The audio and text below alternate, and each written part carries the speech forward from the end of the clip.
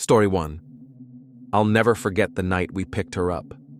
No matter how many times I've tried to convince myself it was just my imagination, her face, her voice, how cold I felt when she vanished, those things haunt me still.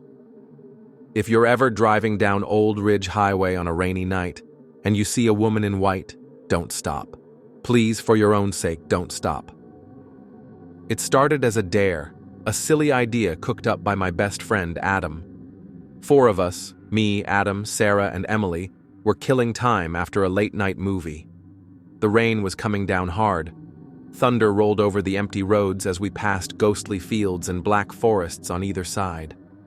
Old Ridge Highway had a reputation. People said the road was cursed, that you shouldn't drive it after midnight. Not that we believed in any of that. "Let's go all the way to the town's edge and back, no stops," Adam challenged as he slid behind the wheel. "Closest thing to a horror adventure we'll ever get." We all laughed, nervous but excited, and agreed. What could possibly happen? The car's headlights sliced through the rain, making everything outside look blurry, unreal. The wipers thumped a steady rhythm. Tick, tick, tick. None of us really talked. I remember Sarah kept glancing at the window, her face pale and strained. Emily fiddled with her phone, but there was no signal. That's when we saw her. Just past the old railway crossing, beyond the bridge that locals called Devil's Spine, there she was. A woman alone on the roadside, standing under the slash of bright light from our high beams. She wore a white dress, soaked to her skin. Her long hair stuck to her face and arms. She clutched her arms around herself and shivered violently. The rain streamed off her like she'd been out there for hours. We all gasped at once. Adam slowed the car and looked at everyone expectantly. "She needs help," Emily whispered. "But at this hour? Out here?" I muttered, skin crawling. "We should call someone." "How, genius?" Sarah snapped, waving her dead phone. Against every instinct screaming in my head, we stopped. The woman's eyes flickered as she took 2 hesitant steps forward. "Ma'am, are you okay?" Adam called out. No answer, just a tired, haunted expression. Up close, her face was impossibly pale, her lips almost blue. Please," she croaked, "take me home." Her voice was desperate, barely a whisper. I didn't want her inside, but Adam unlocked the doors. She slid in beside me, her clothes dripping onto the seat, shivering so hard her teeth chattered. There was a smell, earthy, like wet leaves and something older, sour. I met her eyes for a second and my stomach twisted. Her pupils looked huge and bottomless. "Where do you live?" Adam asked gently.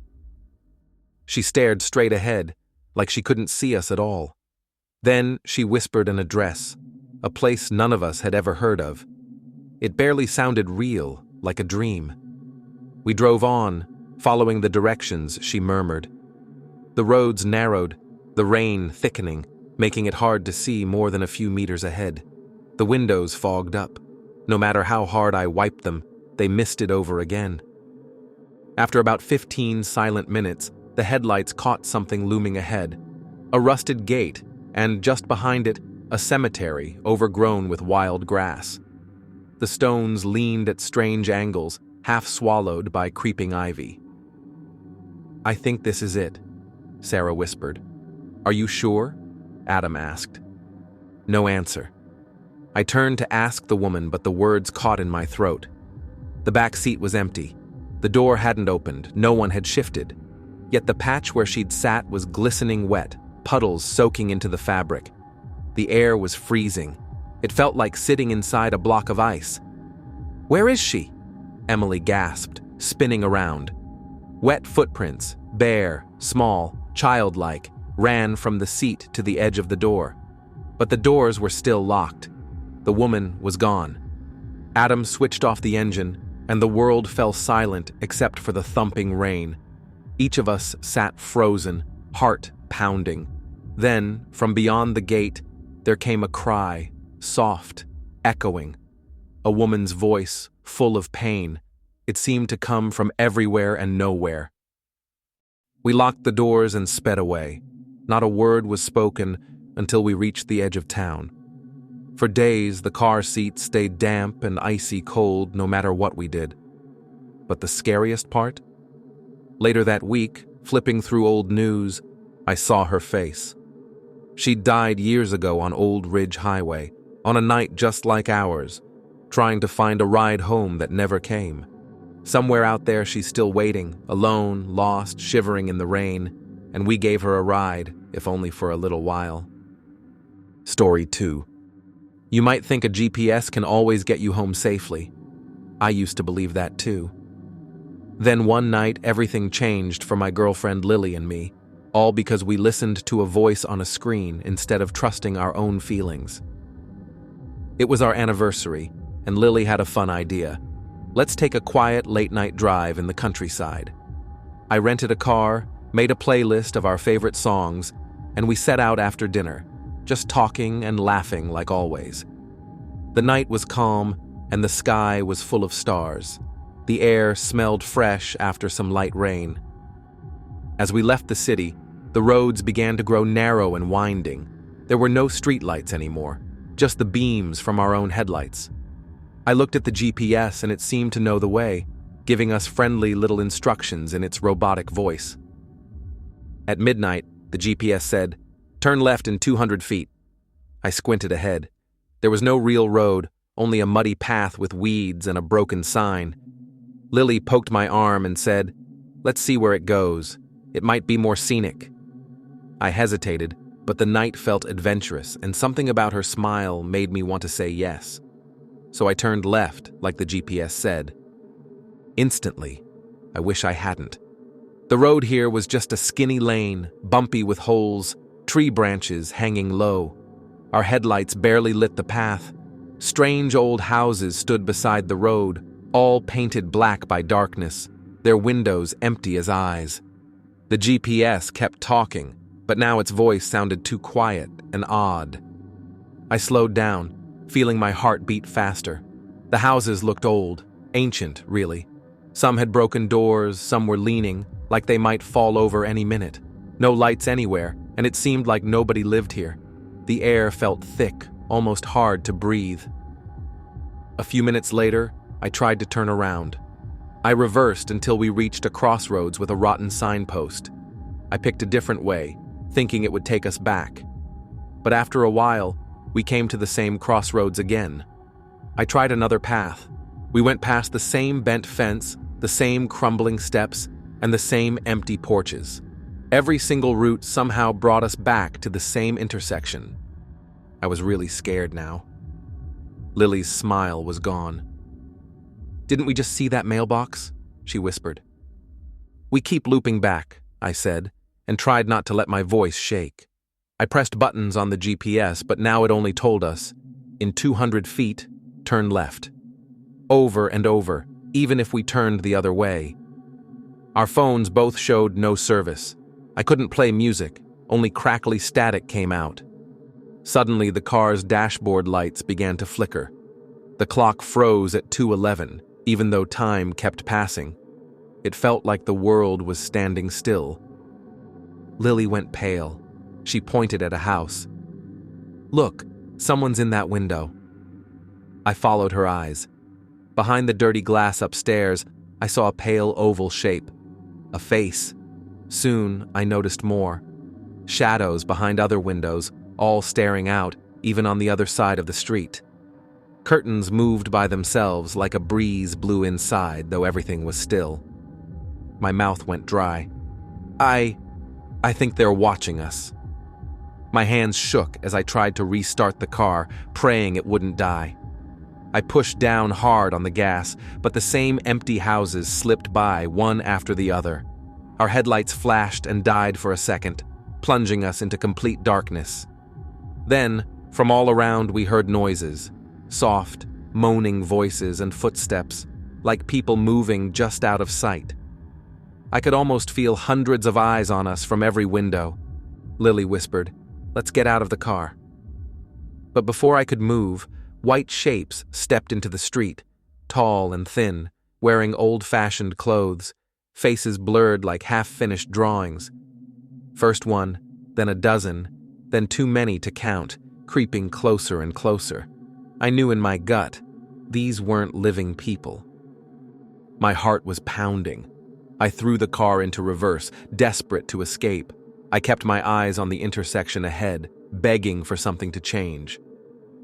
Suddenly, the fog lifted. The dashboard lit up again. The GPS screamed, "Recalculating." The old houses vanished. Fields and open sky surrounded us. We sped down the highway. No ghosts, no odd roads, nothing behind us in the mirror but darkness. Lily and I never went back. Sometimes, in the middle of the night, I hear that robotic voice in my dreams. "In 200 feet, turn left." I wake up sweating, afraid to look out the window in case I see one of those pale faces watching me. Please, if you're ever driving at night and your GPS shows a road that's not there, just keep going. Don't turn, and don't look back. Story 3. I've never been an easily scared person, but that night changed everything. If you ever find yourself driving alone after midnight and you notice a pair of headlights in your rearview mirror that won't leave you alone, please don't ignore it. Listen to what I'm about to tell you. It started like any other late drive. I was coming back from a friend's place, cruising down the highway under a sky thick with fog. The streets were nearly empty, and the road glistened from an earlier rain. My windows were cracked open just a little, letting in the cold night air. About half an hour into the drive, I caught sight of headlights behind me. Not unusual at first, but something about them made me look again. The lights were steady and far enough away to be cautious, but as time passed, they didn't slow, didn't speed up. They just followed. No matter how I shifted speed or lane, they stayed the same distance behind me. I tried to stay calm. Maybe it's just someone heading the same way, I told myself. But the fog made me uneasy, and that small voice in my head started whispering. Soon, the car behind mimicked every move I made. I sped up, it sped up. I slowed down, it slowed down. I switched lanes, and so did the other car. If it weren't so creepy, I might have laughed, but it wasn't funny. It felt like the car was stalking me, waiting, like some weird game I couldn't stop playing. I took a deep breath, then made a sharp turn off the highway onto a small side road, hoping to lose whoever was behind me. My heart pounded in my chest. I tried not to think about how even in this curvy, dark street, the headlights followed like a shadow glued to my bumper. I turned off onto another road, then another, random, desperate, hoping to confuse whoever was there. But no matter where I went, the car kept following, never closer, never farther, just endless and patient. That's when panic finally set in. My hands gripped the steering wheel so tightly, my knuckles went white. My breaths came out quick and shallow. I wanted to scream, to pull over and run, but I was frozen in place, trapped in my car with no understanding of who or what was behind me. Suddenly, I noticed something else. The car's headlights vanished. One moment, I was drowning in their icy glare. The next, nothing but emptiness behind me. I slowed and glanced in the mirror, heart hammering in my throat. The road behind stretched empty and silent. No car, no headlights. Relief flooded me, but it was short-lived. I knew I wasn't safe yet. When I finally made it home, I jumped out of the car and ran inside, locking every door. As the night grew quieter, I went back outside to check the car, still shaking, unwilling to let go of the dread that clung to me. That's when I saw it. Muddy handprints, several of them smudged across the back bumper, wet, cold, and the shape of fingers, not like tire marks or the footprints of an animal. Human hands. I don't know how those got there. I didn't see anyone near my car at any point. The doors were locked tight. The windows were up. I kept telling myself it was weird dirt smudges or some trick of the light. But the prints were too clear, too deliberate. I haven't driven alone at night since. Sometimes when I check my rearview mirror during the day, I swear I can see those empty headlights just waiting, watching, If you're ever behind the wheel and feel like someone's following you exactly, never losing ground, never overtaking, don't try to race them or outsmart them. Do whatever you can to go somewhere safe. Stay near people and light. Because some shadows don't just disappear, and some hands don't just leave dirty prints. Story 4. People say there are some roads in the forest where humans don't belong. The trees there hide strange things, and the fog can show you something you never want to see. I didn't believe that, until the night it happened to us. It was supposed to be an ordinary trip home. My friends, Mark, Jenny, Josh, and I, had gone camping near Pine Hollow Forest. After packing up, we decided to drive back late at night. The forest road was quiet and empty, lined with tall trees. Fog hung in the air, thick and white, curling around the car so we could only see a few meters ahead. Our headlights made pale tunnels through it. I sat in the front passenger seat. Mark was driving. Jenny and Josh were in the back. Jenny scrolling on her phone, Josh half asleep. We were laughing about our camping trip when suddenly, Mark stomped on the brakes. The car jerked forward, and Jenny let out a small scream. I looked ahead and froze. Something enormous stood in the middle of the road. At first I thought it was a deer, but as my eyes adjusted I realized it was wrong, way too big. The top of its head was taller than the car. Antlers twisted out from its head, black and sharp like broken tree branches. Its body was half human, half animal, thick legs, long arms, and fur that hung in clumps. It just stood there, staring at us. Mark's knuckles were white on the steering wheel. Jenny whispered, "What is that?" The creature turned its head slowly. Its eyes glowed yellow, catching the light. My chest tightened. I couldn't move. I couldn't look away. For a strange moment, the world felt still, like time had stopped. Then, without any rush, the creature turned and walked into the trees. The fog swallowed it. We all sat there, breathing hard. For a long moment, nobody spoke. Mark finally said, "Let's get out of here." He turned the key, but the engine didn't start. He tried again. The car made a coughing sound and went dead. Our headlights flickered. That's when I heard it, the faint crunch of leaves outside. Something was moving. I held my breath. Steps, slow, steady, circling around us. "You hear that?" I whispered. Jenny's hand grabbed my shoulder. "It's still here," she said, her voice shaking. I stared into the fog, trying to see past the glass. The white mist shifted and curled, hiding everything. Shadows moved somewhere in it. One passed quickly near the back of the car. I couldn't tell if it was animal or human. "Lock the doors," I said quickly. Josh reached for the button. Right then, something brushed hard against the rear of the car with a dull thud. The sound was followed by a scraping along the side, as if something was dragging its claws. My skin crawled. Then we heard it, a long, low sound, half growl, half moan. It came from somewhere deep in the fog. Mark's hands shook as he tried the key again. Nothing. Suddenly, 2 glowing yellow eyes appeared in the mist ahead, then another pair, and another, at least 3 sets, staring right at us from different angles. "Oh no," Jenny choked out. "There's more than one." Before any of us could move, something slammed into the car. The whole vehicle rocked. Jenny screamed and Josh grabbed her arm. Mark kept twisting the key, swearing under his breath. Then, just like that, the noise stopped. The eyes were gone. The fog felt still again. The engine roared to life. Mark slammed the gas pedal, and we shot forward down the road. The fog slowly thinned as we drove faster and faster, until at last we broke free onto a quiet highway. Nobody spoke until we reached a gas station at the edge of town. Bright lights poured over us, and we finally started to breathe again. We all stepped out, shaky and pale. Mark went around to check the back of the car. Guys," he said. We joined him.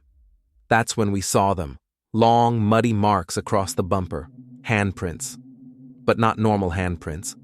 The fingers were too long, the tips sharp, leaving deep scratches in the paint. No one said a word. What could we say? We got back in and drove home in complete silence. That night, lying in bed, I couldn't stop replaying it in my mind. The shape in the road, the glowing eyes in the mist, the way they moved around our car in the fog. I haven't driven through forest roads at night since, especially not when there's fog, and if I ever see antlers shaped like twisted black branches again, I won't slow down. I won't stop. Because whatever we saw that night, I'm sure it was watching us long before we saw it. Story 5. Driving a truck at night can be calm and peaceful. The roads are empty, the engine hums, and it's just you in the dark. But sometimes, the dark hides things you should never see. I learned that one night on a lonely highway. I was hauling cargo to the next town, planning to arrive before sunrise. The road stretched straight ahead with no other cars in sight. The trees on either side looked like black walls. The clock on my dashboard glowed softly. 1:13 a.m. The radio played low for company, but every station was just strange static. It sounded like whispering far away, but I couldn't make out any words. Then I saw it. A small roadside diner stood just off the highway. It had a flickering neon sign that said, "Eats." The parking lot was empty except for one rusted pickup truck in the corner. A warm, yellow light came from one of the windows, and in that light, a dark shape of a person stood inside. The figure didn't move. I kept driving, thinking it was just another old diner. About 20 minutes later, I sipped some coffee to stay awake and glanced at my phone. That's when I noticed something odd. The time still said 1:13 a.m. Before I could think much about it, I saw the glow of the neon sign ahead. It was the diner. Again. Same broken sign, same rusty truck, but this time there was more than one shadow inside, 2 or maybe 3, all standing still at the counter, facing the window. A cold shiver ran through me. The road had been straight the whole time. I hadn't turned around, so how could I be passing the same place? I pressed harder on the gas. Another 20 minutes passed, or so I thought. But there it was again. The sign's flicker was faster now, almost like it was struggling. There were at least 5 people inside, shoulder to shoulder, all staring out. Even though I couldn't see their faces, I felt it. They were looking right at me. The static on the radio grew louder. Beneath the crackling, a low man's voice spoke, but I couldn't understand. I picked up my phone again. Still 1:13 a.m. Something was wrong, deeply wrong. On the next pass, the sign blinked so fast it lit up the lot in bursts. There were even more shadows inside, maybe 10. And then I heard the radio clear for a moment. The voice came again, sharp this time. "Come inside." My skin crawled. I reached over and switched the radio off, but the static didn't stop. It was coming from somewhere else, like it was buzzing in the cab itself. I gripped the wheel tighter and pushed the truck faster, but it didn't matter. The diner came again. This time, there was someone outside. A tall, thin shape stood in the parking lot, facing the road. I couldn't see its face, but I knew its attention was on me. I drove past without slowing, heart slamming against my ribs. I didn't even dare to blink.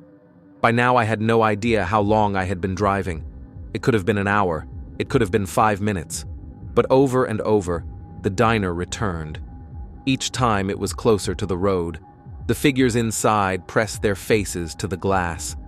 Their heads tilted strangely, like their necks didn't work right. The tall shadow outside was always closer. And the time? 1:13 a.m. still. I panicked. I decided to turn around. Maybe I could go back the way I came. On the next pass, I braked hard, reversed into the other lane, and spun the truck around. My headlights swung over the road behind me, and there it was. The diner. It was waiting. The glass was now filled with figures, faces pressed so close that their blurred features smeared against the window. The tall figure outside was no longer by the building. It was standing directly in the middle of the road. I gasped and shoved the truck back into drive. My tires squealed as I tore forward. The radio switched back on by itself. The static scratched at my ears, then the voice came once more, calmer now, almost pleased. "You can't leave." I don't remember exactly what happened next. My mind is blank except for the roar of the truck engine, the endless black road, and the flickering light burning into my vision. When my head cleared, the road ahead looked different. The fog eased. There were no signs, no diner. My phone now read 3:42 a.m. I didn't stop until daylight. When I finally checked the truck, I saw dark mud spattered on the wheels, wet black mud unlike anything from the dry road I'd been driving. Even now, sometimes when I'm driving at night, I spot a faint flicker of neon in my mirrors. Every once in a while, my phone or dashboard jumps to 1:13 a.m. for no reason. When that happens, I keep my eyes forward. Because if I ever see that diner again, I'm not slowing down. And I'm sure as hell not going inside. For more stories like this, share and subscribe, Goofy Horror.